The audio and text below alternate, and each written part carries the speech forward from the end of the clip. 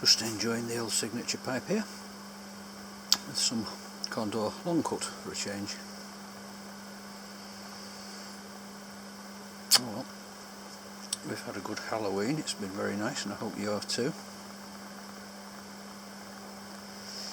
Some folks were talking about ghost tales not long ago. I think I mentioned the Lancashire tale of old Jim Dawson, a sad murder where the village went quiet. Well, there's another one I wanted to relate to you, but this isn't so much a story as an actual event that happened to myself. You can believe it or believe it not, it doesn't really matter to me. I'll actually do a blog piece on it. I think I have written about it before, but I'll put a blog piece on and I might put the link at the end of this if I can remember. It just relates to an incident when I was fishing for sea trout one night several years ago, all by myself in the middle of nowhere on a wild Lancashire river. Nothing but the owls for company. It's quite dark, and I'd caught a nice sea trout of about £3 on a fly.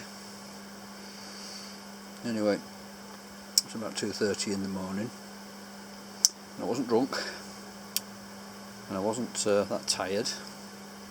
I was quite alert actually, because you need to be alert when you're around the rocky northern rivers, because if you're not, you're going to get drowned and washed away, so you really need to be in your hunter-gatherer mode. Anyway, to cut a long story short, I approached this lovely old pool called the Slabs. It doesn't look deep at first glance, but experienced fishermen know that it's about 10 to 12 foot deep in the middle, and it's got quite a strong undercurrent, so you don't want to fall in, or else you probably might not get out again.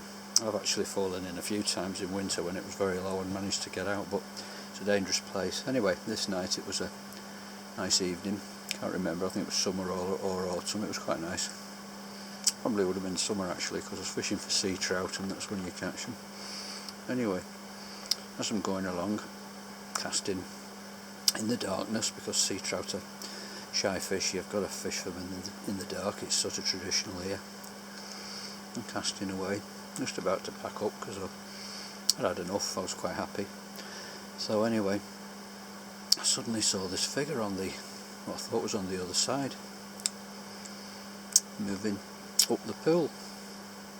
Anyway, I stood there in amazement, and it wasn't moving on the far bank, because you couldn't move on the far bank because there was a vertical rock. Nobody could stand there. And as the current was rushing through, I noticed that this figure, what I later called the Grey Lady, was a figure that was actually walking over the water up the pool. I watched in amazement for ages, and she just seemed to disappear into the gurgling black currents. I was just astonished. I wasn't frightened, I was astonished. And in the blog piece that I've done with it, I talk about the legend of the Kelpie, which was a sort of Celtic spirit, often seen as a black horse or a tall wild woman dressed in green that pulled hapless travellers underneath the waters. Very old Scottish, Irish, Celtic legend.